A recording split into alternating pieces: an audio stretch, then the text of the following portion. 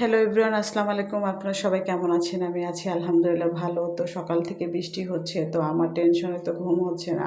কারণ আমার মনে হচ্ছে হোস্টেলের তো অবস্থা খুব খারাপ। কারণ রাস্তায় যেহেতু পানি উঠে গেছে, তার মানে আমার হোস্টেল বন্যা হয়ে গেছে। তো আমি তাড়াতাড়ি সামনে একটা রিক্সা পেয়ে গেলাম, রিক্সাটা নিয়ে আমি হোস্টেলের দিকে রওনা দিলাম। রাস্তায় দেখতেছি বাসার সামনে অনেক পানি, তো হোস্টেলের অবস্থা তো অনেক খারাপ। যাই হোক, আমি তারপরে রিক্সা করে নিয়ে আল্লাহ আল্লাহ করতে করতে যাচ্ছি যে আমার স্টাফদের কী অবস্থা। এখন দেখেন ওই রোডে, তেস্তুরি বাজারে রোডের অবস্থা খুবই ভয়ঙ্কর, এবং এখানে বন্যা মনে হচ্ছে কত অষ্টআশির বন্যার মতো পানি উঠে গেছে।